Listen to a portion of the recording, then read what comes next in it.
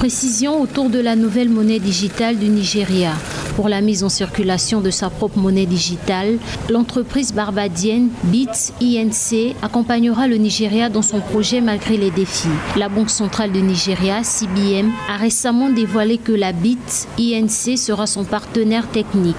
Cela intervient dans un contexte où le Naira, la monnaie nigériane, est sous pression et continue de perdre de la valeur face au dollar. En rendant difficiles les investissements sur les actifs comme Bitcoin, la CBN s'est assurée de ne pas avoir trop de concurrence sur sa monnaie digitale. Mais les défis pour le e-Naira sont nombreux.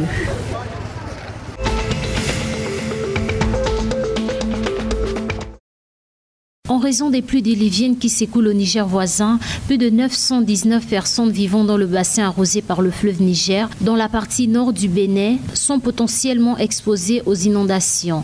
En effet, depuis plusieurs semaines, le nord du Bénin fait face à de fortes précipitations selon le bulletin d'alerte aux inondations. La montée des eaux dans les bassins des fleuves occasionne annuellement des inondations dans plusieurs communes, notamment celles de Karimama, Malanville, Atémié et Grand Popo.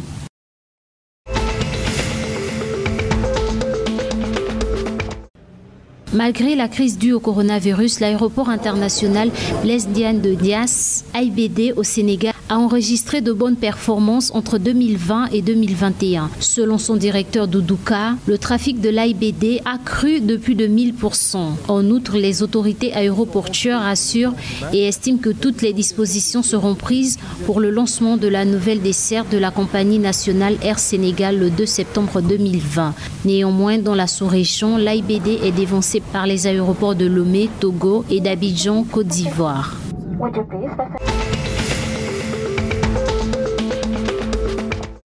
Une marche est prévue ce vendredi 3 septembre 2021 pour dénoncer l'insécurité au Mali. Les manifestants marcheront à Bamako, la capitale du pays, de la Bourse du Travail au monument de l'Indépendance. Cette marche, qui a pour but de dénoncer l'insécurité grandissante qui endeuille de nombreuses familles, est organisée par le mouvement Baguinais, Sceaux, et à laquelle devraient prendre part les responsables et soutiens des mouvements d'autodéfense des régions de Ségou et de Mopti.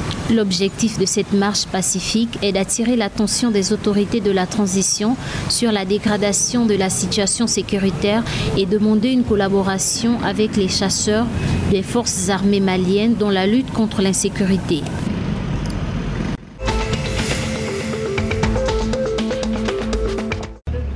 À en croire de nouvelles analyses de l'Institut Pasteur de Lyon en France, la Côte d'Ivoire ne présente aucun cas du virus Ebola. Des prélèvements réalisés sur la Guinéenne infectée en provenance de la baie en Guinée se sont révélés négatifs, a annoncé l'Organisation mondiale de la santé OMS. L'OMS ainsi que les autorités ivoiriennes reconnaissent que rien ne prouve que la patiente ait bien été infectée par le virus Ebola.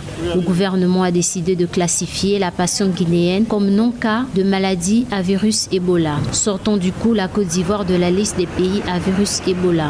Selon le ministère de la Santé ivoirien, cette situation a permis à son pays de tester son système national de préparation et de réponse à une épidémie.